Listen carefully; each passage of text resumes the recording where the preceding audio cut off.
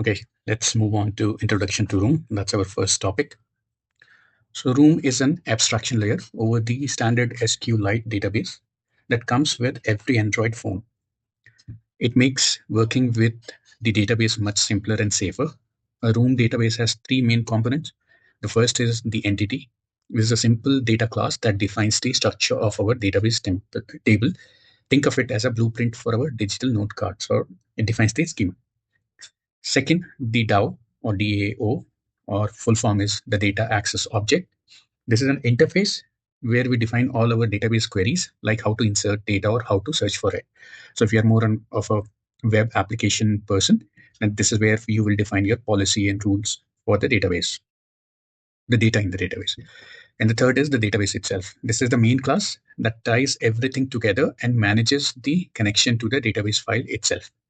By using these components, we can compile time checks on our SQL queries, which prevents the whole category of common runtime crashes.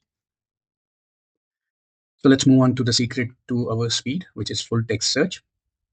So how do we search through potentially millions of words of text in milliseconds? A standard database query, like where content like blah, blah, blah, would be incredibly slow. It would have to scan every single character of every document. The solution is full text search table, or FTS. This is a special type of virtual table that creates a highly optimized index of all words in our content. So when we perform a search, we use the match keyword instead of like.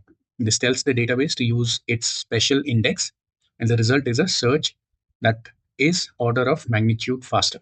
This is the core technology that makes Find My Files search feature instant and speedy. Now, how does FTS work?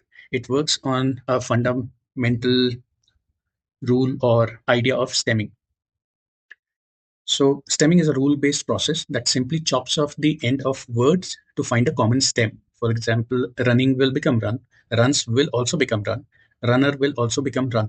So, all of them have the same root or stem.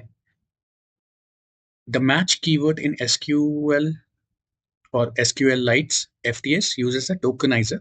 By default, this tokenizer is quite simple. It breaks text into individual words based on spaces, punctuation, and converts them to lowercase first.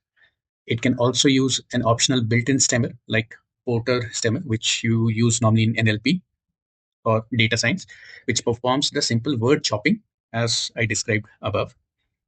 So when you search, it's matching these simplified stems or tokens, which is why a search for run might find a document with running. However, it does not have the linguistic intelligence yet. We can build it into this application as well.